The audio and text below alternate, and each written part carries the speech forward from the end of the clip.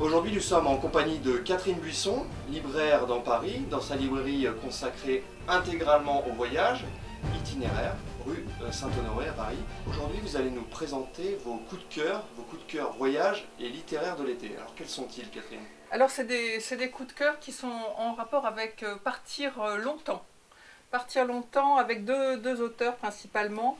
L'un d'eux, c'est Gilda Skellian, qui a publié son propre récit de voyage, légèrement romancé, mais à peine, qui s'appelle Backpacker Australia, et qui est la narration d'un long séjour en Australie. Gilda a profité de son jeune âge et du visa vacances-travail en Australie, qui permet de séjourner pendant 1 an. Et il va vous en parler lui-même. On a la chance d'ailleurs de l'avoir aujourd'hui, donc on va lui demander un petit peu. Bonjour. Bonjour Gilda. Alors, qu'est-ce qui vous a motivé pour écrire ce roman?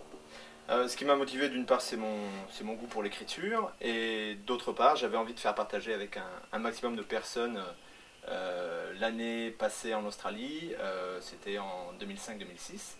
Et voilà, j'ai un petit peu surfé sur la vague de succès du visa vacances-travail, donc, qui est un visa qui permet de partir 1 an, de travailler sur place, donc de financer en quelque sorte ses vacances.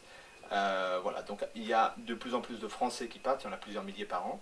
Voilà, donc j'avais envie de faire partager cette expérience-là. Et pour ce faire, j'ai donc écrit, comme Catherine l'a dit, un récit de voyage romancé, c'est malgré tout romancé. J'ai donc essayé de créer un personnage le plus neutre possible pour qu'un maximum de personnes puissent s'y reconnaître. L'Australie, c'est un pays à 80% composé de désert, voire même plus, 90%, ou semi-désertique. Donc c'était essentiellement ces grands espaces, ce bush ou l'outback, comme on l'appelle, le désert australien. Et puis voilà, cette solitude, mais malgré tout, qui peut être tempérée par des incartades dans les grandes villes australiennes qui sont très américanisées. Donc il y a vraiment de tout, il y en a pour tous les goûts en quelque sorte. Notre second coup de cœur, c'est le livre de Florent Chavouet, qui est presque aussi un récit de voyage. C'est entièrement dessiné. Florent Chavouet a passé 6 mois à Tokyo et il a croqué, en se baladant en vélo, les quartiers, les gens, les maisons, plein de détails. Mais c'est Michel qui va vous en parler.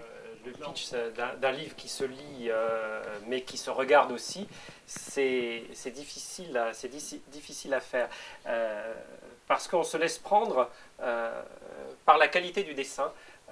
Florent Chavouet a utilisé ses crayons de couleur comme un enfant, donc il garde un émerveillement d'enfant pour la ville qu'il découvre. Et en fait, on la voit avec les yeux du cycliste, de celui qui reste très longtemps à regarder simplement les petits faits de la vie. Donc les instants et les scènes sont croquées, et elles sont soulignées d'un texte, ce qui est souvent amusé avec une toute petite distance. Florent ne se prend jamais pour un explorateur, ni pour un ethnologue, ni pour un ethnographe. Il regarde simplement avec ses yeux, avec sa différence de français typique, je dirais, mais avec une curiosité très très bonne et un coup de crayon et des couleurs qui sont tout à fait remarquables. Et toujours beaucoup d'humour en particulier. Il y a un petit dessin que j'aime bien. Il dessine une scène de rue, il y a une mobilette. Il n'a pas eu le temps de terminer le dessin parce que la mobilette est partie. Parce que Tokyo Sampo, c'est un mélange entre de la BD, du manga et un carnet de voyage. Et finalement, ça fait quelque chose de très très original parce que ça peut rentrer dans la grande catégorie des carnets de voyage parce que c'est quelqu'un qui a voyagé, qui regarde, qui écrit et qui dessine. Mais il y a des techniques qui sont finalement très contemporaines. On voit l'influence de la manga japonaise sur son dessin. Et c'est la BD, c'est-à-dire que il y a une histoire, il y a un scénario qu'on retrouve, il y a des constantes, il y a presque des personnages qu'on arriverait à retrouver des situations qu'on retrouve dans tout l'ouvrage. Ben, ça donne envie de se plonger à Tokyo, de lire le livre, et puis ça donne envie de dessiner aussi, de sortir ses crayons. C'est un livre pour les enfants qu'on adore ici, qui nous fait rire, qui nous donne envie de redevenir tout petit. Ça s'appelle Le Tour du monde de Mook. Mook, c'est un petit ourson qui annonce à ses amis qu'il va parcourir le monde. Il a envie de découvrir la Terre. Et donc, il fait la tournée, il réunit tout le monde pour annoncer son départ. Et puis ensuite, on part avec lui dans ces pays, on découvre l'habitat, comment les gens vivent, à quoi ils ressemblent, comment ils s'habillent. On apprend des mots également des langues de chacun de ces pays. Il y a beaucoup d'humour, de temps en temps il y a presque des gros mots, des trucs qu'on n'a pas le droit de dire normalement, mais avec nous qu'on peut, enfin bref.